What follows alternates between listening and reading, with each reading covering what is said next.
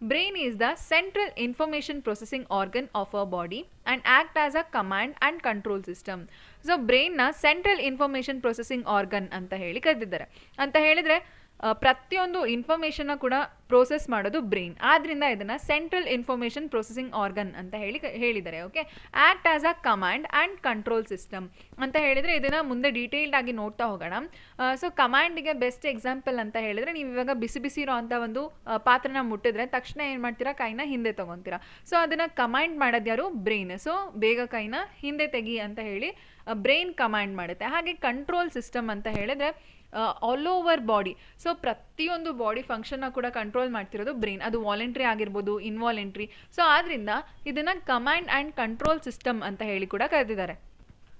Brain controls, ನಮ್ಮ brain ಯಾವುದೆಲ್ಲ ಒಂದು ಆ್ಯಕ್ಟಿವಿಟೀಸ್ಗಳನ್ನ ಕಂಟ್ರೋಲ್ ಮಾಡುತ್ತೆ ಅಂತ ಒನ್ ಬೈ ಒನ್ ನೋಡ್ತಾ ಹೋಗೋಣ. ವಾಲಂಟ್ರಿ ಮೂಮೆಂಟ್ಸ್ ಲೈಕ್ ರನ್ನಿಂಗ್ ಆಗಿರ್ಬೋದು, ಹಾಗೆ ಸ್ವಿಮ್ಮಿಂಗ್, ವಾಕಿಂಗ್. ಸೊ ಈ ರೀತಿಯಾದಂಥ ಒಂದು ಆ್ಯಕ್ಟಿವಿಟೀಸ್ಗಳನ್ನ ನಾವು ವಾಲಂಟರಿ ಮೂಮೆಂಟ್ಸ್ ಅಂತ ಹೇಳಿ ಕರಿತೀವಿ.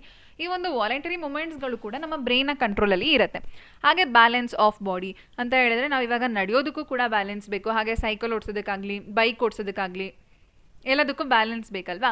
ಸೊ ಆ ಒಂದು ಬ್ಯಾಲೆನ್ಸ್ನ ಕೂಡ ಮೇಂಟೈನ್ ಮಾಡೋದು ಯಾರು, ನಮ್ಮ ಬ್ರೈನ್. ಓಕೆ, ಹಾಗೆ functioning of vital organs. So vital, involuntary organs.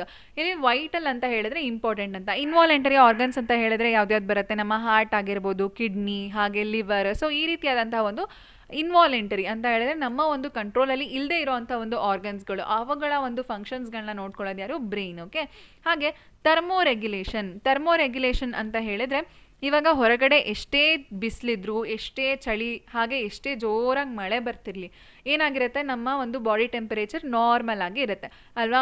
ಹೊರಗಡೆ ಬಿಸಿಲಿದ್ರೆ ಅದಕ್ಕೆ ತಕ್ಕಂತೆ ನಮ್ಮ ಬಾಡಿ ಟೆಂಪರೇಚರ್ ಏನಾದರೂ ಚೇಂಜ್ ಆಗುತ್ತಾ, ಇಲ್ಲ. ಸೊ ನಾರ್ಮಲ್ ಆಗಿ ಎಷ್ಟಿರುತ್ತೆ, 37 ಡಿಗ್ರಿ ಟೆಂಪರೇಚರ್ ಇರುತ್ತೆ ಹ್ಯೂಮನ್ಸ್ ಬಾಡಿದು. ಸೊ ವೆದರಲ್ಲಿ ಏನೇ ಚೇಂಜಸ್ ಆದ್ರೂ ಕೂಡ ನಮ್ಮ ಬಾಡಿ ಟೆಂಪರೇಚರ್ ನಾರ್ಮಲ್ ಆಗಿ ಇರುತ್ತೆ. ಸೊ ಇದನ್ನು ಕೂಡ ರೆಗ್ಯುಲೇಟ್ ಮಾಡ್ತಿರೋದು ಯಾರು, ನಮ್ಮ ಬ್ರೈನ್. ಸೊ ಬ್ರೈನಲ್ಲಿ ಎಸ್ಪೆಷಲಿ ಹೈಪೋಥಾಲಮಸ್ ಪಾರ್ಟ್ ಏನಿದೆ ಅದು ಈ ಒಂದು ಥರ್ಮೋರೆಗ್ಯುಲೇಷನ್ ಫಂಕ್ಷನ್ನ ನೋಡ್ಕೊಳ್ಳುತ್ತೆ.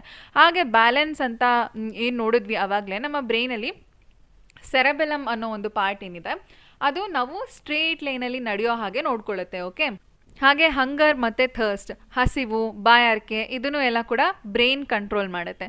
ಕರ್ಕೇಡಿಯನ್ ರಿದಮ್ಸ್ ಆಫ್ ಬಾಡಿ ಅಂತ ಹೇಳಿದ್ರೆ, ಇವಾಗ ನಮ್ಮ ಬಯಾಲಜಿಕಲ್ ಸೈಕಲ್ ಅಂತ ಹೇಳಿದ್ರೆ ನಮ್ಮ ಬಾಡಿಯಲ್ಲಿ ಸೆಟ್ ಆಗಿರತ್ತಲ್ಲ. For example sleeping cycle. ಇವಾಗ ಒಂದು ವಾರ ನೀವೇನು ಮಾಡಿ, ನೈಟ್ ಬೇಗ ಮಲ್ಕೊಂಡು ಬೆಳಗ್ಗೆ ಬೇಗ ಎದ್ದೇಳೋಕ್ಕೆ ಸ್ಟಾರ್ಟ್ ಮಾಡ್ತೀರಾ ಅಂತ ಅಂದ್ಕೊಳ್ಳಿ. ಓಕೆ, ಫಾರ್ ಎಕ್ಸಾಂಪಲ್ ನೈಟ್ 9 ಗಂಟೆಗೆ ಮಲ್ಕೊತೀರಾ, ಮಾರ್ನಿಂಗ್ 6 ಗಂಟೆಗೆ ಎದ್ದೇಳ್ತಾ ಬರ್ತೀರಾ. ಸ್ಟಾರ್ಟಿಂಗ್ ಏನು ಮಾಡ್ತೀರಾ, 6 ಗಂಟೆಗೆ ಎದ್ದೇಳೋದಕ್ಕೆ ಅಲಾರಾಮ್ ಇಟ್ಕೊತೀರಾ. ಹಾಗೆ ಒನ್ ವೀಕ್ 15 ಡೇಸ್ ಆದಮೇಲೆ ವಿತೌಟ್ ಅಲಾರಾಮ್ ನೀವೇನು ಮಾಡ್ತೀರಾ, ಎದ್ದೇಳೋದಕ್ಕೆ ಸ್ಟಾರ್ಟ್ ಮಾಡಿಬಿಡ್ತೀರಾ. ಏನಕ್ಕೆ ಅಂತ ಹೇಳಿದ್ರೆ, ನಮ್ಮ ಒಂದು ಬಾಡಿಯಲ್ಲಿ ಅದು ಬಯಾಲಜಿಕಲ್ ಕ್ಲಾಕ್ ಸೆಟ್ ಆಗಿಬಿಟ್ಟಿರುತ್ತೆ. ಓಕೆ, ಆಟೋಮೆಟಿಕಲಿ ಏನಾಗುತ್ತೆ, ನಿಮಗೆ ಮಾರ್ನಿಂಗ್ ಬೇಗ ಎಚ್ಚರ ಆಗುತ್ತೆ ವಿತೌಟ್ ಅಲಾರಾಮ್. ಸೊ ಈ ಥರ ಒಂದು ಆ್ಯಕ್ಟಿವಿಟೀಸ್ಗಳನ್ನ ನಾವು ಕರ್ಕೇಡಿಯನ್ ರಿದಮ್ಸ್ ಅಂತ ಹೇಳಿ ಕರಿತೀವಿ. ಓಕೆ, ಹಾಗೆ activities of several endocrine glands and human behaviour. So ನಮ್ಮ ಎಂಡೋಕ್ರೈನ್ ಗ್ಲ್ಯಾಂಡ್ಸ್ಗಳ ಆಕ್ಟಿವಿಟಿ ಅಂತ ಹೇಳಿದ್ರೆ, ಎಂಡೋಕ್ರೈನ್ ಗ್ಲ್ಯಾಂಡ್ಸು ಯಾವಾಗ ಹಾರ್ಮೋನ್ಸ್ನ ರಿಲೀಸ್ ಮಾಡಬೇಕು, ಎಷ್ಟು ಪ್ರಮಾಣದಲ್ಲಿ ರಿಲೀಸ್ ಮಾಡಬೇಕು, ಈ ರೀತಿಯಾದಂತಹದ್ದಾಗಿರ್ಬೋದು. ಹಾಗೆ ಹ್ಯೂಮನ್ ಬಿಹೇವಿಯರ್, ನಮ್ಮ ಬಿಹೇವಿಯರ್ಗಳನ್ನು ಕೂಡ ಬ್ರೈನ್ ಕಂಟ್ರೋಲ್ ಮಾಡುತ್ತೆ. ಮತ್ತು processing of vision, hearing, speech, memory, intelligence, emotions and thoughts. So ನಮ್ಮ ವಿಷನ್ಸ್, ನಾವು ಐಸಿಂದ ನೋಡಿದ್ರೂ ಕೂಡ ಅದು ಪ್ರೋಸೆಸ್ ಆಗೋದಲ್ಲಿ ನಮ್ಮ ಬ್ರೈನಲ್ಲಿ. ಓಕೆ, ನಾವು ಹಿಯರಿಂಗ್, ಕಿವಿಯಿಂದ ಕೇಳಿಸ್ಕೊತೀವಿ, ಬಟ್ ಆ ಇನ್ಫಾರ್ಮೇಷನ್ ಪ್ರೋಸೆಸ್ ಆಗೋದು ನಮ್ಮ ಬ್ರೈನಲ್ಲಿ. ಹಾಗೆ ಸ್ಪೀಚ್ ಆಗಿರ್ಬೋದು, ಮೆಮೊರಿ ಆಗಿರ್ಬೋದು, ಇಂಟೆಲಿಜೆನ್ಸ್, ನಮ್ಮ ಎಮೋಷನ್ಸ್ ಕೂಡ, ನಗು, ಅಳು, ಹಾಗೆ ಥಾಟ್ಸ್. ನೀವು ಸುಮ್ಮನೆ ಕೂತಿದ್ರು ಎಷ್ಟೊಂದು ಥಾಟ್ಸ್ಗಳೆಲ್ಲ ಬರ್ತಿರತ್ತೆ ಅಲ್ವಾ. ಸೊ ಇದನ್ನೆಲ್ಲ ಕಂಟ್ರೋಲ್ ಮಾಡೋದ್ಯಾರು, ಬ್ರೈನ್. ಓಕೆ, ಬ್ರೈನ್ ಯಾವುದೆಲ್ಲ ಆ್ಯಕ್ಟಿವಿಟೀಸ್ಗಳನ್ನ ಕಂಟ್ರೋಲ್ ಮಾಡುತ್ತೆ ಅಂತ ನೋಡಿದ್ವಿ. ಇವಾಗ ಬ್ರೈನ್ನ ಒಂದು ಸ್ಟ್ರಕ್ಚರ್ ಹೇಗಿದೆ ಅಂತ ನೋಡ್ತಾ ಹೋಗೋಣ. Structure of human brain. Human brain is well protected by skull. ಇಷ್ಟೊಂದೆಲ್ಲ ಫಂಕ್ಷನ್ಸ್ನ ಪರ್ಫಾರ್ಮ್ ಮಾಡುತ್ತೆ ಅಲ್ವಾ. ಸೊ ನಮ್ಮ ಬಾಡಿ ಫಂಕ್ಷನ್ಸ್ಗಳನ್ನೆಲ್ಲ ನೋಡ್ಕೊಳ್ಳುತ್ತೆ, ಇನ್ಫಾರ್ಮೇಷನ್ ಎಲ್ಲ ಸ್ಟೋರ್ ಮಾಡಿ ಇಟ್ಕೊಳ್ಳುತ್ತೆ ಬ್ರೈನ್. ಆ ಒಂದು ಬ್ರೈನ್ ವೆಲ್ ಪ್ರೊಟೆಕ್ಟೆಡ್ ಆಗಿರಬೇಕಲ್ವಾ.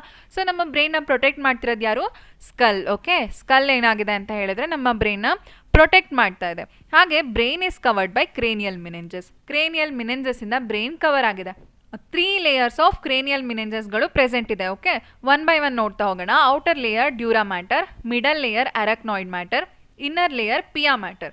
ಸೊ ಈ ರೀತಿಯಾಗಿ 3 ಲೇಯರ್ಸ್ ಆಫ್ ಕ್ರೇನಿಯಲ್ ಮಿನೆಂಜಸ್ ಏನಾಗಿದೆ ಅಂತ ಹೇಳಿದ್ರೆ ಬ್ರೈನ್ನ ಕವರ್ ಮಾಡಿದೆ. ಓಕೆ, ಹಾಗೆ ಇನ್ನೊಂದು ವಿಷಯ ಏನಂತ ಹೇಳಿದ್ರೆ, ಇಲ್ಲಿ ಬ್ರೈನ್ ಇದೆ, ಹಾಗೆ ಬ್ರೈನ್ನ ಸ್ಕಲ್ ಪ್ರೊಟೆಕ್ಟ್ ಮಾಡ್ತಾ ಇದೆ. ಸೊ ಇವಾಗ ಏನಾದರೂ ನಾವು ಫೋರ್ಸ್ ಆಗಿ ಕೆಳಗಡೆ ಬಿದ್ದಾಗ ನಮ್ಮದೇ ಬ್ರೈನ್ ನಮ್ಮದೇ ಒಂದು ಸ್ಕಲ್ಲಿಗೆ ಹೊಡ್ಕೊಂಡು ಡ್ಯಾಮೇಜ್ ಆಗೋ ಚಾನ್ಸಸ್ ಇರುತ್ತೆ ಅಲ್ವಾ. ನಮ್ಮದೇ ಸ್ಕಲ್ಲಿಗೆ ಬ್ರೈನ್ ಬಂಪ್ ಆಗಿ ಡ್ಯಾಮೇಜ್ ಆಗೋ ಚಾನ್ಸಸ್ ಇರುತ್ತೆ. ಅದಕ್ಕೆ ಏನಾಗಿರುತ್ತೆ ಅಂತ ಹೇಳಿದ್ರೆ ನಮ್ಮ ಬ್ರೈನ್ ಮತ್ತು ಸ್ಕಲ್ನ ಮಧ್ಯ ಒಂದು ಫ್ಲೂಯಿಡ್ ಪ್ರೆಸೆಂಟ್ ಇರುತ್ತೆ. ಅದನ್ನು ನಾವು ಸೆರೆಬ್ರೋ ವಾಸ್ಕ್ಯುಲರ್ ಫ್ಲೂಯಿಡ್ ಅಂತ ಹೇಳಿ ಕರಿತೀವಿ. ಓಕೆ, ಈ ಫ್ಲೂಯಿಡ್ ಏನು ಮಾಡುತ್ತೆ ಅಂತ ಹೇಳಿದ್ರೆ ನಮ್ಮ ಒಂದು ಬ್ರೈನ್ ನಮ್ಮದೇ ಸ್ಕಲ್ಲಿಗೆ ಬಂಪ್ ಆಗದೆ ಇರೋ ರೀತಿ ಏನು ಮಾಡುತ್ತೆ ಅಂತ ಹೇಳಿದ್ರೆ ಪ್ರೊಟೆಕ್ಟ್ ಮಾಡುತ್ತೆ. ಓಕೆ, ಈ ಪಿಕ್ಚರಲ್ಲಿ ನೀವು ಕ್ರೇನಿಯಲ್ ಮಿನೆಂಜಸ್ಗಳನ್ನ ಅಬ್ಸರ್ವ್ ಮಾಡ್ಬೋದು. ಇದು ಸ್ಕಲ್, ಸೊ ಬ್ರೈನ್ನ ಪ್ರೊಟೆಕ್ಟ್ ಮಾಡ್ತಿದೆ ಅಲ್ವಾ ಆ ಒಂದು ಬೋನ್ ಸ್ಕಲ್. ಹಾಗೆ ಅದಾದಮೇಲೆ ಕ್ರೇನಿಯಲ್ ಮಿನೆಂಜಸ್ಗಳು ಪ್ರೆಸೆಂಟ್ ಇದೆ ನೋಡಿ. ಫಸ್ಟ್ ಒನ್ ಬಂದು ಡ್ಯೂರಾ ಮ್ಯಾಟರ್ ಬ್ಲೂ ಕಲರಲ್ಲಿ ಇಂಡಿಕೇಟ್ ಮಾಡಿದ್ದಾರೆ, ಹಾಗೆ ಅರಾಕ್ನಾಯ್ಡ್ ಮ್ಯಾಟರ್ ಪಿಂಕ್ ಕಲರಲ್ಲಿ ಇದೆ, ಹಾಗೆ pia mater. Parts of brain. So ಬ್ರೈನಲ್ಲಿ ಎಷ್ಟು ಪಾರ್ಟ್ಸ್ ಇರುತ್ತೆ? ಮೇನ್ಲಿ ಬ್ರೈನ 3 ಪಾರ್ಟ್ಸ್ ಆಗಿ ಡಿವೈಡ್ ಮಾಡಿದ್ದಾರೆ. ಯಾವ್ದ್ಯಾವುದು? ಫೋರ್ ಬ್ರೈನ್, ಮಿಡ್ ಬ್ರೈನ್ ಮತ್ತು ಹೈಂಡ್ ಬ್ರೈನ್. ಓಕೆ, ಇದನ್ನು ಒಂದೊಂದಾಗಿ ಡೀಟೇಲ್ಡ್ ಆಗಿ ನೋಡ್ತಾ ಹೋಗೋಣ. ಹೀಗೆ ಪಿಕ್ಚರಲ್ಲಿ ನೋಡಿ forebrain, so major part forebrain, ಹೆಚ್ಚು ಭಾಗ ಫೋರ್ ಬ್ರೈನೇ ಪ್ರೆಸೆಂಟ್ ಇದೆ. ಹಾಗೆ ಗ್ರೀನ್ ಕಲರಲ್ಲಿ ಮಿಡ್ ಬ್ರೈನ್ನ ಇಂಡಿಕೇಟ್ ಮಾಡಿದ್ದಾರೆ ಮತ್ತು ಪಿಂಕ್ ಕಲರಲ್ಲಿ ಹೈಂಡ್ ಬ್ರೈನ್ನ ಇಂಡಿಕೇಟ್ ಮಾಡಿದ್ದಾರೆ. So these are the 3 main parts of brain. First ಇವಾಗ ಫೋರ್ ಬ್ರೈನ್ ಅಂದರೆ ಪ್ರೋಸೆನ್ಸೆಫಿಲಾನ್ ಬಗ್ಗೆ ನೋಡೋಣ. ಫೋರ್ ಬ್ರೈನ್ನ ಅಗೇನ್ ಏನು ಮಾಡಿದ್ದಾರೆ? 3 ಪಾರ್ಟ್ಸ್ ಆಗಿ ಡಿವೈಡ್ ಮಾಡಿದ್ದಾರೆ. ಯಾವ್ದ್ಯಾವುದು?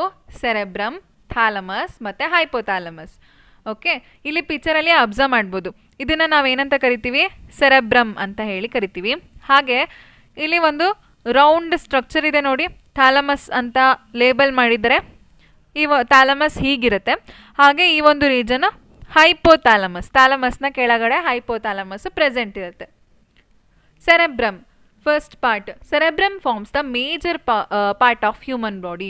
ಸೊ ನಾವು ಇವಾಗಲೇ ಪಿಕ್ಚರಲ್ಲಿ ನೋಡಿದ ಹಾಗೆ ಹ್ಯೂಮನ್ ಬ್ರೈನ್ನ ನೋಡಿದ್ರೆ ಅದರಲ್ಲಿ ಜಾಸ್ತಿ ಭಾಗ ಏನಾಗಿರುತ್ತೆ? ನಮಗೆ ಸೆರೆಬ್ರಮ್ಮೇ ಕಾಣಿಸುತ್ತೆ. ಜಾಸ್ತಿ ಪರ್ಸೆಂಟಲ್ಲಿ ಸೆರೆಬ್ರಮ್ ಪ್ರೆಸೆಂಟ್ ಇದೆ. Okay, deep cleft divide the cerebrum longitudinally into 2 halves. Okay, ಏನಾಗಿದೆ ಅಂತ ಹೇಳಿದ್ರೆ ಸೆರೆಬ್ರಮ್ ಇದೆ ಅಲ್ವಾ, ಆ ಸೆರೆಬ್ರಮ್ನ ಲಾಂಜಿಟ್ಯೂಡಿನಲ್ ಕ್ಲೆಫ್ಟ್ ಏನು ಮಾಡಿದೆ ಅಂದರೆ 2 ಭಾಗಗಳಾಗಿ ಡಿವೈಡ್ ಮಾಡಿದೆ. ಓಕೆ, ನೋಡಿ ಈ ಪಿಕ್ಚರಲ್ಲಿ ಅಬ್ಸರ್ವ್ ಮಾಡ್ಬೋದು. ಬ್ರೈನ್ ಏನಾಗಿದೆ 2 half ಆಗಿ ಡಿವೈಡ್ ಆಗಿದೆ. They are left and right cerebral hemisphere. So ಇದನ್ನು ನಾವು ಲೆಫ್ಟ್ ಸೆರೆಬ್ರಲ್ ಹೆಮಿಸ್ಪಿಯರ್ ಮತ್ತು ರೈಟ್ ಸೆರೆಬ್ರಲ್ ಹೆಮಿಸ್ಪಿಯರ್ ಅಂತ ಹೇಳಿ ಕರಿತೀವಿ. The hemispheres are connected by a tract of nerve fibers called corpus callosum. So 2 ಹೆಮಿಸ್ಪಿಯರ್ಗಳಾಗಿ divide ಆಗಿರುತ್ತೆ ಅಲ್ವಾ ಬ್ರೈನ್. ಆ 2 ಹೆಮಿಸ್ಪಿಯರ್ಗಳು ಕಾರ್ಪಸ್ ಕೊಲಾಸಮ್ ಮುಖಾಂತರ ಕನೆಕ್ಟ್ ಆಗಿರುತ್ತೆ. ಇದು ಕಾರ್ಪಸ್ ಕೊಲಾಸಮ್. ಈ ಕಾರ್ಪಸ್ ಕೊಲಾಸಮ್ ಮುಖಾಂತರ ಈ 2 ಪಾರ್ಟ್ಸ್ಗಳು ಏನಾಗಿರುತ್ತೆ? ಒಂದಕ್ಕೊಂದು ಕನೆಕ್ಟ್ ಆಗಿರುತ್ತೆ. ಓಕೆ, ಈ ಕಾರ್ಪಸ್ ಕೊಲಾಸಮ್ ಯಾವುದರಿಂದ ಮಾಡಲ್ಪಟ್ಟಿರುತ್ತೆ, ಯಾವುದರಿಂದ ಮೇಡಪ್ ಆಗಿರುತ್ತೆ ಅಂತ ಹೇಳಿದ್ರೆ nerve fibres tract. Okay, nerve fibres ಟ್ರ್ಯಾಕ್ಟಿಂದ ಈ ಕಾರ್ಪಸ್ ಕೊಲಾಸಮ್ ಮೇಡಪ್ ಆಗಿರುತ್ತೆ. ಹಾಗೆ the layer of cells which covers cerebral hemisphere called cerebral cortex. Cerebral hemisphere ಇರುತ್ತೆ ಅಲ್ವಾ, ಅದನ್ನು ಲೇಯರ್ ಆಫ್ ಸೆಲ್ ಏನು ಮಾಡಿರುತ್ತೆ ಅಂತ ಹೇಳಿದ್ರೆ ಕವರ್ ಮಾಡಿರುತ್ತೆ. ಅದನ್ನು ನಾವು ಏನಂತ ಕರಿತೀವಿ? ಸೆರೆಬ್ರಲ್ ಕಾರ್ಟೆಕ್ಸ್ ಅಂತ ಹೇಳಿ ಕರಿತೀವಿ. Cerebral cortex is thrown into prominent folds. Cerebral ಕಾರ್ಟೆಕ್ಸ್ನ ಮೇಲೆ ಫೋಲ್ಡ್ಸ್ಗಳು ಪ್ರೆಸೆಂಟ್ ಇರುತ್ತೆ. ಹೇಗೆ ಅಂತ ಹೇಳಿದ್ರೆ ಯೂಶಲಿ ನೀವು ಬ್ರೈನ್ನ ಸ್ಟ್ರಕ್ಚರ್ ನೋಡಿದಾಗ ಈ ರೀತಿ ಸ್ಮೂತ್ ಆಗಿ ಇರಲ್ಲ. ಹೇಗಿರುತ್ತೆ ಅದು? ಹೀಗೆ ಫೋಲ್ಡ್ಸ್ ಇರುತ್ತೆ ಅಲ್ವಾ. ಸೊ ಇದನ್ನೇ ಏನು ಹೇಳಿದ್ದಾರೆ ಅವರು? ಸೆರೆಬ್ರಲ್ ಕಾರ್ಟೆಕ್ಸ್ನ ಒಂದು ಸರ್ಫೇಸ್ ಮೇಲೆ ಫೋಲ್ಡ್ಸ್ಗಳು ಪ್ರೆಸೆಂಟ್ ಇರುತ್ತೆ ಅಂತ ಹೇಳಿದ್ದಾರೆ. ಈ ಪಿಕ್ಚರಲ್ಲಿ ಫೋಲ್ಡ್ಸ್ಗಳನ್ನು ಅಬ್ಸರ್ವ್ ಮಾಡ್ಬೋದು ನೀವು. ನೋಡಿ ಬ್ರೈನ್ ಮೇಲೆ ಯಾವ ರೀತಿಯಾಗಿ ಫೋಲ್ಡ್ಸ್ಗಳು ಪ್ರೆಸೆಂಟ್ ಇದೆ ಅಲ್ವಾ. ಹಾಗೆ ಇಲ್ಲಿ ನೋಡಿ ಬ್ರೈನ್ ಏನಾಗಿದೆ? 2 ಹೆಮಿಸ್ಪಿಯರ್ಗಳಾಗಿ ಡಿವೈಡ್ ಆಗಿದೆ. ಇದು 2 ಹೆಮಿಸ್ಪಿಯರ್ಗಳು ಕಾರ್ಪಸ್ ಕೊಲಾಸಮಿಂದ ಏನಾಗಿರುತ್ತೆ? ಕನೆಕ್ಟ್ ಆಗಿರುತ್ತೆ. ಹಾಗೆ ಬ್ರೈನ್ಸ್ಗಳ ಮೇಲೆ ಏನಾಗಿರುತ್ತೆ? ಫೋಲ್ಡ್ಸ್, ಸೆರೆಬ್ರಲ್ ಕಾರ್ಟೆಕ್ಸ್ ಅಂತ ಕರಿತೀವಿ. ಅದ್ರ ಮೇಲೆ ಏನಿರುತ್ತೆ? ಫೋಲ್ಡ್ಸ್ಗಳು ಪ್ರೆಸೆಂಟ್ ಇರುತ್ತೆ. Cerebral cortex is referred to as a grey matter due to greyish appearance. Neuron cell bodies are concentrated here, giving the color grey. Cerebral cortex ಅಂತ ಹೇಳಿದರೆ outer portion of the brain ಅಂತ ಹೇಳಿದ್ರೆ ಬ್ರೈನ್ನ ಒಂದು ಮೇಲ್ ಭಾಗ, ಅದನ್ನ ಏನಂತ ಕರೀತಾರೆ? ಗ್ರೇ ಮ್ಯಾಟರ್ ಅಂತ ಹೇಳಿ ಕರೀತಾರೆ. ಏನಕ್ಕೆ ಸೆರೆಬ್ರಲ್ ಕಾರ್ಟೆಕ್ಸ್ನ ಗ್ರೇ ಮ್ಯಾಟರ್ ಅಂತ ಕರೀತಾರೆ ಅಂದರೆ ಅದು ಗ್ರೇಯಿಶ್ ಅಂದರೆ ನೋಡೋದಕ್ಕೆ ಗ್ರೇ ಕಲರಲ್ಲಿ ಕಾಣಿಸುತ್ತೆ, ಅದಕ್ಕೆ ಅದನ್ನು ಗ್ರೇ ಮ್ಯಾಟರ್ ಅಂತ ಕರೀತಾರೆ. ಈ ಗ್ರೇ ಕಲರ್ ಬರೋದಕ್ಕೆ ಕಾರಣ ಏನು ಅಂತ ಹೇಳಿದ್ರೆ neuron cell bodies R concentrated here. ಅಂದರೆ ಇವಾಗ ನೀವು ನ್ಯೂರಾನ್ನ ಪಿಕ್ಚರ್ನ ನೆನ್ಪು ಮಾಡ್ಕೋಬೇಕು. ನ್ಯೂರಾನಲ್ಲಿ ಯಾವ್ಯಾವ ಪಾರ್ಟ್ಸ್ ಇರುತ್ತೆ, ನ್ಯೂರಾನ್, ಸೆಲ್ ಬಾಡಿ, ಡೆಂಡ್ರಾಯ್ಡ್ಸ್ ಮತ್ತು ಆಕ್ಸಾನ್ ಇರುತ್ತೆ ಅಲ್ವಾ. ಈ ಒಂದು ಪಾರ್ಟ್ಸಲ್ಲಿ ನ್ಯೂರಾನ್ನ ಸೆಲ್ ಬಾಡಿ ಏನಿದೆ ಹೆಚ್ಚಾಗಿ ಸೆರೆಬ್ರಲ್ ಕಾರ್ಟೆಕ್ಸ್ನ ರೀಜನಲ್ಲಿ ಸೆಲ್ ಬಾಡಿಗಳೆಲ್ಲ ಪ್ರೆಸೆಂಟ್ ಇರುತ್ತೆ. ಓಕೆ, ಆ ಒಂದು ಸೆಲ್ ಬಾಡಿಗಳೆಲ್ಲ ಸೇರಿಕೊಂಡು ಆ ಒಂದು ಸೆರೆಬ್ರಲ್ ಕಾರ್ಟೆಕ್ಸು ಗ್ರೇ ಕಲರಲ್ಲಿ ಕಾಣಿಸೋ ರೀತಿ ಮಾಡುತ್ತೆ. ಓಕೆ, ಆದ್ದರಿಂದ ಇದಕ್ಕೆ ಗ್ರೇ ಕಲರ್ ಬಂದಿದೆ ಸೆರೆಬ್ರಲ್ ಕಾರ್ಟೆಕ್ಸ್ಗೆ. ಇದನ್ನು ಗ್ರೇ ಮ್ಯಾಟರ್ ಅಂತ ಹೇಳಿ ಕರಿತೀವಿ. Cerebral cortex contain motor area, sensory area, large region association areas. So cerebral ಕಾರ್ಟೆಕ್ಸಲ್ಲಿ ಈ ರೀತಿಯಾದಂತಹ ಒಂದು ಏರಿಯಾಗಳು ಪ್ರೆಸೆಂಟ್ ಇರುತ್ತೆ. ಯಾವುದ್ಯಾವುದು? ಮೋಟಾರ್, ಸೆನ್ಸರಿ ಮತ್ತು ಲಾರ್ಜ್ ರೀಜನ್ ಅಸೋಸಿಯೇಷನ್ ಏರಿಯಾ ಅಂತ ಹೇಳಿದ್ರೆ which is responsible for memory, communication, intersensory associations. Motor ಏರಿಯಾಸ್ದು ಫಂಕ್ಷನ್ ಏನು ಅಂತ ಹೇಳಿದ್ರೆ ವಾಲಂಟರಿ ಮೂಮೆಂಟ್ಸ್ಗಳನ್ನ ನೋಡ್ಕೊಳ್ಳೋದು. ಓಕೆ, ಇದೇನು ಮಾಡುತ್ತೆ ಅಂದರೆ ಬ್ರೈನಿಂದ ತೊಗೊಂಡೋಗಿ ಸಿಗ್ನಲ್ಸ್ಗಳನ್ನೆಲ್ಲ ಮಸಲಿಗೆ ಕೊಡುತ್ತೆ ಅಂತ ಹೇಳಿದ್ರೆ ಮಸಲ್ ಮೂಮೆಂಟ್ ಆಗಿರ್ಬೋದು, ಆ ಒಂದು ಫಂಕ್ಷನ್ಸ್ಗಳನ್ನ ನೋಡ್ಕೊಳ್ಳೋದು ಮೋಟಾರ್ ಏರಿಯಾ. ಸೆನ್ಸರಿ ಏರಿಯಾ ಅಂತ ಹೇಳಿದ್ರೆ ಸೆನ್ಸರಿ ಫಂಕ್ಷನ್ಸ್ನ ನೋಡ್ಕೊಳ್ಳುತ್ತೆ. ಓಕೆ, ಬ್ರೈನ್ಗೆ ಸೆನ್ಸರಿ ರಿಲೇಟೆಡ್ ಸಿಗ್ನಲ್ಸ್ನ ತೊಗೊಂಡು ಬಂದು ಕೊಡುತ್ತೆ. ಸೆನ್ಸ್ ರಿಲೇಟೆಡ್ ಅಂತ ಹೇಳಿದ್ರೆ ವಿಷನ್ ಆಗಿರ್ಬೋದು, ಟಚ್, ಸ್ಮೆಲ್, ಈ ರೀತಿಯಾದಂತಹ ಒಂದು ಸೆನ್ಸಸ್ ರಿಲೇಟೆಡ್ ಸಿಗ್ನಲ್ಸ್ನ ಇದು ನೋಡ್ಕೊಳ್ಳುತ್ತೆ. Okay, fibers of the tract covered with the myelin sheath which constitute the inner part of the cerebral hemisphere give an opaque white appearance to the layer and is called white matter. So ಇವಾಗ ನಾವು grey ಮ್ಯಾಟರ್ನ ನೋಡಿದ್ವಿ, ಇಲ್ಲಿ white matter ಅಂತ ಕೊಟ್ಟಿದ್ದಾರೆ. ಅಂದರೆ cerebral ಹೆಮಿಸ್ಪಿಯರ್ನ outer surface ಏನಾಗಿತ್ತು, grey ಕಲರಲ್ಲಿ ಇತ್ತು. ಸೆರೆಬ್ರಲ್ ಹೆಮಿಸ್ಪಿಯರ್ನ ಇನ್ನರ್ ಸರ್ಫೇಸ್ ಏನಾಗಿರುತ್ತೆ ಅಂತ ಹೇಳಿದ್ರೆ ವೈಟ್ ಕಲರಲ್ಲಿ ಇರುತ್ತೆ. ಓಕೆ, ಅದನ್ನು ನಾವು ವೈಟ್ ಮ್ಯಾಟರ್ ಅಂತ ಹೇಳಿ ಕರಿತೀವಿ. ಸೆರೆಬ್ರಲ್ ಹೆಮಿಸ್ಪಿಯರ್ನ ಒಂದು ಇನ್ನರ್ ಸರ್ಫೇಸ್ ವೈಟ್ ಕಲರಲ್ಲಿ ಯಾಕೆ ಇರುತ್ತೆ ಅಂತ ಹೇಳಿದ್ರೆ ಮೈಲಿನ್ ಶೀದಿಂದ ಕವರ್ ಆಗಿರುವಂಥ ಒಂದು ಆಕ್ಸಾನ್ಗಳ ಕಾನ್ಸಂಟ್ರೇಷನ್ ಇನ್ನರ್ ಸರ್ಫೇಸಲ್ಲಿ ಜಾಸ್ತಿ ಇರೋದ್ರಿಂದ ಇದು ಸೆರೆಬ್ರಲ್ ಹೆಮಿಸ್ಪಿಯರ್ನ ಇನ್ನರ್ ಸರ್ಫೇಸಿಗೆ ವೈಟ್ ಕಲರ್ ಅಪಿಯರೆನ್ಸ್ನ ಕೊಡುತ್ತೆ. ಆದ್ದರಿಂದ ಇನ್ನರ್ ಸರ್ಫೇಸ್ನ ವೈಟ್ ಮ್ಯಾಟರ್ ಅಂತ ಹೇಳಿ ಕರಿತೀವಿ. ಸೆರೆಬ್ರಲ್ ಹೆಮಿಸ್ಪಿಯರ್ ಏನಿರುತ್ತೆ ಅದ್ರ ಔಟರ್ ಸರ್ಫೇಸು ಗ್ರೇ ಕಲರ್ ಇರುತ್ತೆ. ಏನಕ್ಕೆ ಅಂತ ಹೇಳಿದ್ರೆ ನ್ಯೂರಾನ್ದು ಸೆಲ್ ಬಾಡೀಸು ಔಟರ್ ಸರ್ಫೇಸಲ್ಲಿ ಕಾನ್ಸಂಟ್ರೇಟ್ ಆಗಿರೋದ್ರಿಂದ ಅದು ಗ್ರೇ ಕಲರಲ್ಲಿ ಇರುತ್ತೆ. ಹಾಗೆ ನ್ಯೂರಾನ್ದು ಮೈಲಿನೇಟೆಡ್ ಆಕ್ಸಾನ್ಗಳು, ಮೈಲಿನ್ ಶೀಟಿನ ಕವರ್ ಆಗಿರುವಂಥ ಒಂದು ಆಕ್ಸಾನ್ಗಳು ಇನ್ನರ್ ಸರ್ಫೇಸಲ್ಲಿ ಕಾನ್ಸಂಟ್ರೇಟ್ ಆಗಿರೋದ್ರಿಂದ ಇನ್ನರ್ ಸರ್ಫೇಸ್, ಸೆರೆಬ್ರಲ್ ಹೆಮಿಸ್ಪಿಯರ್ನ ಇನ್ನರ್ ಸರ್ಫೇಸ್ ವೈಟ್ ಕಲರಲ್ಲಿ ಇರುತ್ತೆ. ನೀವು ಅದನ್ನು ಈ ಪಿಕ್ಚರಲ್ಲಿ ಕ್ಲಿಯರ್ ಆಗಿ ಅಬ್ಸರ್ವ್ ಮಾಡ್ಬೋದು.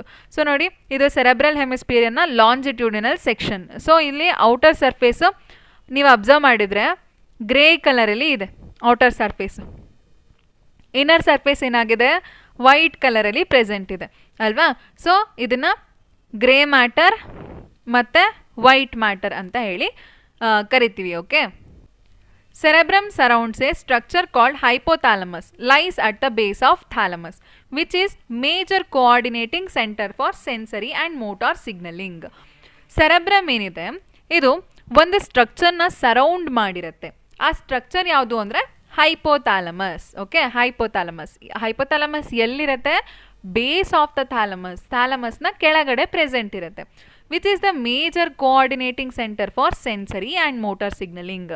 ಸೊ ಈ ಹೈಪೋಥಾಲಮಸ್ಸು ಏನು ಮಾಡುತ್ತೆ, ಸೆನ್ಸರಿ ಮತ್ತು ಮೋಟಾರ್ ಸಿಗ್ನಲಿಂಗ್ನ ಸೆಂಟರ್, ಈ ಒಂದು ಕೆಲಸಗಳನ್ನೆಲ್ಲ ನೋಡ್ಕೊಳ್ಳುತ್ತೆ. Okay, hypothalamus lies at the base of thalamus. Hypothalamus ಎಲ್ಲಿರುತ್ತೆ, ಥಾಲಮಸ್ನ ಕೆಳಗಡೆ ಇರುತ್ತೆ. ಇಲ್ಲಿ ಪಿಕ್ಚರಲ್ಲಿ ಅಬ್ಸರ್ವ್ ಮಾಡ್ಬೋದು, ಇಲ್ಲಿ ಥಾಲಮಸ್ ಇದೆ, ಥಾಲಮಸ್ನ ಕೆಳಗಡೆ ಏನಾಗಿದೆ, ಹೈಪೋಥಾಲಮಸ್ ರೀಜನ್ ಪ್ರೆಸೆಂಟ್ ಇದೆ. Hypothalamus contain number of centers which controls body temperature, urge for eating, drinking.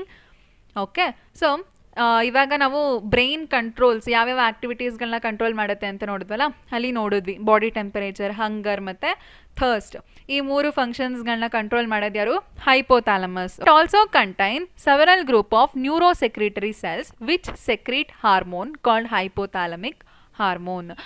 So ಇದು ನೆಕ್ಸ್ಟ್ ಚಾಪ್ಟರಿಂದ ಎಂಡೋಕ್ರೈನ್ ಸಿಸ್ಟಮ್ ಬಗ್ಗೆ ಸ್ಟಡಿ ಮಾಡ್ತೀವಿ, ಅಲ್ಲಿ ಇದ್ರ ಬಗ್ಗೆ ಡೀಟೇಲ್ಡ್ ಆಗಿ ನೋಡೋಣ. ಸೊ ಇಲ್ಲಿ ಹಾಗೆ ಬ್ರೀಫ್ ಆಗಿ ನೋಡಿರೋಣ. ಈ ಹೈಪೋಥಾಲಮಸಲ್ಲಿ ಏನಾಗಿರುತ್ತೆ ಅಂತ ಹೇಳಿದ್ರೆ ನ್ಯೂರೋ ಸೆಕ್ರಿಟರಿ ಸೆಲ್ಸ್ಗಳು ಪ್ರೆಸೆಂಟ್ ಇರುತ್ತೆ. Okay, special type of cells ಹೈಪೋಥಾಲಮಸ್ನ ಒಳಗಡೆ. ಈ ಒಂದು ಸೆಲ್ಸ್ ಏನು ಮಾಡುತ್ತೆ ಅಂತ ಹೇಳಿದ್ರೆ ಹಾರ್ಮೋನ್ಸ್ಗಳನ್ನ ಸೆಕ್ರೇಟ್ ಮಾಡುತ್ತೆ. ಆ ಹಾರ್ಮೋನ್ಸ್ನ ಏನಂತ ಕರಿತೀವಿ? Hypothalamic hormones. Okay. The inner part of cerebral hemisphere and group of associated deep structure like amygdala, hippocampus forms a complex structure called limbic lobe or limbic system along with hypothalamus. Cerebral hemisphere na inner part amygdala ಮತ್ತೆ ಹಿಪೋಕ್ಯಾಂಪಸ್ ಇದು hypothalamus ಎಲ್ಲ ಸೇರ್ಕೊಂಡು limbic lobe or limbic ಸಿಸ್ಟಮ್ನ formation ಮಾಡಿಕೊಡುತ್ತೆ. Okay. Involved in regulation of sexual behaviour, expression of a emotional reaction, excitement, pleasure, rage, fear and motivation. ಇದು ಲಿಂಬಿಕ್ ಸಿಸ್ಟಮ್ದು picture. So ನೋಡಿ, ಇಲ್ಲಿ ಥಾಲಮಸ್ ಇದೆ, ಹೈಪೋಥಾಲಮಸ್ ಮತ್ತು ಅಮಿಗ್ಡಿಲಾ, ಹಿಪೋಕ್ಯಾಂಪಸ್ ಇದಿಷ್ಟು ಸೇರಿ ಲಿಂಬಿಕ್ ಸಿಸ್ಟಮ್ನ ಫಾರ್ಮೇಷನ್ ಮಾಡಿದೆ. ಈ ಲಿಂಬಿಕ್ ಸಿಸ್ಟಮ್ದು ಫಂಕ್ಷನ್ ಏನಂತ ಹೇಳಿದ್ರೆ ಎಮೋಷನ್ಸ್, ಬಿಹೇವಿಯರ್, ಹಾಗೆ ಮೋಟಿವೇಶನ್, ಮೆಮೊರೀಸ್ ಆಗಿರ್ಬೋದು, ಆಟೋನಮಿಕ್ ನರ್ವಸ್ ಸಿಸ್ಟಮ್ ಇದನ್ನ ಎಲ್ಲ ಕಂಟ್ರೋಲ್ ಮಾಡೋದು ಈ ಲಿಂಬಿಕ್ ಸಿಸ್ಟಮ್ನ ಫಂಕ್ಷನ್. ಇವಾಗ midbrain is located between thalamus or hypothalamus of the forebrain and pons of hindbrain. Okay. Midbrain ಎಲ್ಲಿರುತ್ತೆ? ಥಾಲಮಸ್ ಅಥವಾ ಹೈಪೋಥಾಲಮಸ್ ಏನಿದೆ ಫೋರ್ ಬ್ರೈನ್ದು ಅದು, ಹಾಗೆ ಹಿಂಡ್ ಬ್ರೈನ್ನ ಪೋನ್ಸ್, ಇದೆರಡರ ಮಧ್ಯ ಮಿಡ್ ಬ್ರೈನ್ ಪ್ರೆಸೆಂಟ್ ಇದೆ. ಓಕೆ. ಇಲ್ಲಿ ಪಿಕ್ಚರಲ್ಲಿ ಅಬ್ಸರ್ವ್ ಮಾಡಿ ನೋಡಿ, ಈ ಥಾಲಮಸ್ ಏನಿದೆ ಫೋರ್ ಬ್ರೈನು ಇದು, ಹಾಗೆ ಹೈಂಡ್ ಬ್ರೈನ್ನ ಪೋನ್ಸ್ ಇದೆರಡರ ಮಧ್ಯ ಮಿಡ್ ಬ್ರೈನ್ ಪ್ರೆಸೆಂಟ್ ಇದೆ. Channel called cerebral aqueduct passes through the midbrain. Aqueduct ಅನ್ನೋ ಒಂದು ಚಾನಲ್ ಏನಾಗಿದೆ ಅಂತ ಹೇಳಿದ್ರೆ ಮಿಡ್ ಬ್ರೈನ್ ಮುಖಾಂತರ ಪಾಸ್ ಆಗಿದೆ. Dorsal portion of midbrain consist of mainly 4 round swelling lobes called corpora quadrigemina. ಈ ಒಂದು ಮಿಡ್ ಬ್ರೈನ್ ಏನಿದೆ ಅದರ ಒಂದು ಡಾರ್ಸಲ್ ಸರ್ಫೇಸ್, ಡಾರ್ಸಲ್ ಹಾಗೆ ವೆಂಟ್ರಲ್ ಎರಡು ಸರ್ಫೇಸ್ಗಳಿರುತ್ತೆ ಅಲ್ವಾ, ಅದರಲ್ಲಿ ಡಾರ್ಸಲ್ ಸರ್ಫೇಸಲ್ಲಿ ಏನಾಗಿದೆ ಅಂದರೆ 4 ರೌಂಡ್ ಸ್ವೆಲ್ಲಿಂಗ್ ಲೋಬ್ಗಳು ಪ್ರೆಸೆಂಟ್ ಇದೆ. ಓಕೆ. 4 ಲೋಬ್ಸ್ ಇದೆ, ಅದು ಹೇಗಿದೆ? ರೌಂಡ್ ಶೇಪ್ ಹಾಗೆ ಸ್ವೋಲನ್ ಆಗಿದೆ. ಅದನ್ನ ಏನಂತ ಕರಿತೀವಿ? ಕಾರ್ಪೋರಾ ಕ್ವಾಡ್ರಿಜಮೀನಾ. ಈ ಪಿಕ್ಚರಲ್ಲಿ ನೀವು ಅಬ್ಸರ್ವ್ ಮಾಡ್ಬೋದು, ಇಲ್ಲಿ ನೋಡಿ ಗ್ರೀನ್ ಕಲರಲ್ಲಿ ಕಾಣಿಸ್ತಿದೆ ಮಿಡ್ ಬ್ರೈನ್ ರೀಜನಲ್ಲಿ, ಇದನ್ನ ಕಾರ್ಪೋರಾ ಕ್ವಾಡ್ರಿಜಮೀನಾ ಅಂತ ಹೇಳಿ ಕರಿತೀವಿ. ಡಾರ್ಸಲ್ ಸೈಡ್, ಮಿಡ್ ಬ್ರೈನ್ನ ಡಾರ್ಸಲ್ ಸೈಡಲ್ಲಿ 4 ರೌಂಡ್ ಸ್ವೆಲ್ಲಿಂಗ್ ಲೋಬ್ಸ್ಗಳು ಪ್ರೆಸೆಂಟ್ ಇರುತ್ತೆ. Next hindbrain. ಸೊ ಹೈಂಡ್ ಬ್ರೈನ್ನ ಕೂಡ ಪೋನ್ಸ್, ಸೆರೆಬೆಲಮ್ ಮತ್ತು ಮೆಡ್ಯುಲಾ ಅಂತ ಹೇಳಿ ಡಿವೈಡ್ ಮಾಡಿದ್ದಾರೆ. Pons consist of fibre tract that interconnect different regions of brain. ಪೋನ್ಸಲ್ಲಿ ಏನಾಗಿರುತ್ತೆ ಅಂತ ಹೇಳಿದ್ರೆ ಬ್ರೈನ್ನ ಒಂದು ಡಿಫ್ರೆಂಟ್ ರೀಜನ್ಸ್ಗಳನ್ನ ಇಂಟರ್ಕನೆಕ್ಟ್ ಮಾಡೋ ಅಂಥ ಒಂದು ಫೈಬರ್ ಟ್ರ್ಯಾಕ್ಟ್ ಏನಾಗಿರುತ್ತೆ? ಪ್ರೆಸೆಂಟ್ ಆಗಿರುತ್ತೆ. ಈ ಪಿಕ್ಚರಲ್ಲಿ ನೀವು ಹೈಂಡ್ ಬ್ರೈನ್ದು ರೀಜನ್ಸ್ಗಳನ್ನ ಅಬ್ಸರ್ವ್ ಮಾಡ್ಬೋದು. ಸೊ ಇದು ಸೆರೆಬೆಲಮ್, ಹಾಗೆ ಈ ಒಂದು ರೀಜನ್ ಪೋನ್ಸ್, ಮತ್ತು ಮೆಡ್ಯುಲಾ ಅಬ್ಲಂಗಟ ಇಲ್ಲಿ ಕೆಳಗಡೆ ಪ್ರೆಸೆಂಟ್ ಇದೆ. Cerebellum has very convoluted surface in order to provide the additional space for many more neurons. ಇವಾಗ ನಾವು ಸ್ಟಾರ್ಟಿಂಗಲ್ಲೇ ನೋಡಿದ್ವಿ ಸೆರೆಬ್ರಲ್ ಕಾರ್ಟೆಕ್ಸ್ ಮೇಲೆ ಫೋಲ್ಡ್ಸ್ ಇರುತ್ತೆ ಅಂತ. ಅದೇ ರೀತಿ ಸೆರೆಬೆಲ್ಲಮ್ನ ಮೇಲೆ ಕೂಡ ಏನಾಗಿರುತ್ತೆ ಅಂತ ಹೇಳಿದ್ರೆ ಕಾನ್ವಲ್ಯೂಟೆಡ್ ಸರ್ಫೇಸ್ ಅಂತ ಹೇಳಿದ್ರೆ ಫೋಲ್ಡ್ಸ್ಗಳು ಪ್ರೆಸೆಂಟ್ ಇರುತ್ತೆ. ಓಕೆ. ಈ ಒಂದು ಕಾನ್ವಲ್ಯೂಟೆಡ್ ಸರ್ಫೇಸ್ ಅಥವಾ ಫೋಲ್ಡ್ಸ್ ಏನಕ್ಕೆ ಪ್ರೆಸೆಂಟ್ ಇರುತ್ತೆ ಅಂತ ಹೇಳಿದ್ರೆ ಸರ್ಫೇಸ್ ಏರಿಯಾನ ಇನ್ಕ್ರೀಸ್ ಮಾಡೋದಕ್ಕೆ. ಅಂದರೆ ಈ ರೀತಿ ಸ್ಟ್ರೇಟ್ ಆಗಿ ಇದ್ರೆ ಏರಿಯಾ ಸ್ವಲ್ಪ ನ್ಯೂರಾನ್ಸ್ಗಳನ್ನ ಏನು ಮಾಡ್ಬೋದು? ಫಿಲ್ ಮಾಡ್ಬೋದು. ಬಟ್ ಆದರೆ ಈ ರೀತಿ ಕಾನ್ವಲ್ಯೂಟೆಡ್ ಆಗಿದ್ರೆ ಹೆಚ್ಚು ನ್ಯೂರಾನ್ಸ್, ಮೋರ್ ನಂಬರ್ ಆಫ್ ನ್ಯೂರಾನ್ಸ್ಗಳನ್ನ ಏನು ಮಾಡ್ಬೋದು? ಫಿಲ್ ಮಾಡ್ಬೋದು. ಸೊ ಮೋರ್ ನಂಬರ್ ಆಫ್ ನ್ಯೂರಾನ್ಸ್ಗಳನ್ನು ಫಿಟ್ ಮಾಡೋದಕ್ಕೆ ಏನಾಗಿರುತ್ತೆ ಅಂತ ಹೇಳಿದ್ರೆ ಬ್ರೈನ್, ಸೆರೆಬ್ರಲ್ ಕಾರ್ಟೆಕ್ಸ್ ಆಗಿರ್ಬೋದು ಹಾಗೆ ಸೆರೆಬೆಲಮ್ ಎರಡರದ್ದು ಸರ್ಫೇಸ್ ಏನಾಗಿರುತ್ತೆ? ಕಾನ್ವಲ್ಯೂಟೆಡ್ ಆಗಿರುತ್ತೆ. Medulla of brain is connected to the spinal card.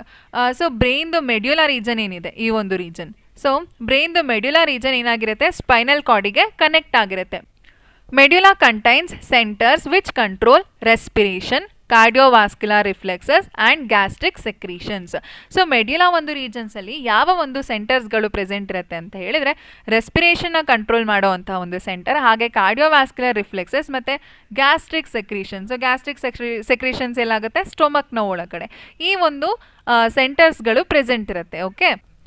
Three major regions make up the brain stem are midbrain, pons, medulla oblongata. ಮೂರು ರೀಜನ್ಸ್ಗಳು ಸೇರ್ಕೊಂಡು ಏನು ಮಾಡುತ್ತೆ ಅಂತ ಹೇಳಿದ್ರೆ ಬ್ರೈನ್ ಸ್ಟೆಮ್ನ ಫಾರ್ಮೇಷನ್ ಮಾಡಿಕೊಡುತ್ತೆ. ಆ ಮೂರು ರೀಜನ್ಸ್ಗಳು ಯಾವ್ದ್ಯಾವುದು ಅಂತ ನೋಡೋದಾದ್ರೆ ಮಿಡ್ ಬ್ರೈನ್, ಪೋನ್ಸ್ ಮತ್ತು ಮೆಡ್ಯುಲಾ ಆಬ್ಲಂಗಟ. ಇದು ಮೂರು ಸೇರಿ ಬ್ರೈನ್ ಸ್ಟೆಮ್ನ ಫಾರ್ಮೇಷನ್ ಮಾಡಿಕೊಡುತ್ತೆ. Brain stem forms connection between brain and spinal cord. ಈ ಬ್ರೈನ್ ಸ್ಟೆಮ್ ಏನು ಮಾಡುತ್ತೆ ಅಂತ ಹೇಳಿದ್ರೆ ಬ್ರೈನ್ ಮತ್ತು ಒಂದು ಸ್ಪೈನಲ್ ಕಾರ್ಡ್ನ ಮಧ್ಯ ಕನೆಕ್ಷನ್ನ ಪ್ರೊವೈಡ್ ಮಾಡುತ್ತೆ. ಈ ಪಿಕ್ಚರಲ್ಲಿ ನೀವು ಬ್ರೈನ್ ಸ್ಟೆಮ್ ಸ್ಟ್ರಕ್ಚರ್ನ ಅಬ್ಸರ್ವ್ ಮಾಡ್ಬೋದು. ಸೊ ನೋಡಿ, ಮಿಡ್ ಬ್ರೈನ್, ಪೋನ್ಸ್ ಹಾಗೆ ಮೆಡ್ಯುಲಾ ಆಬ್ಲಂಗಟ ಇದು ಮೂರು ಸೇರಿಕೊಂಡು ಬ್ರೈನ್ ಸ್ಟೆಮ್ನ ಫಾರ್ಮೇಷನ್ ಮಾಡುತ್ತೆ.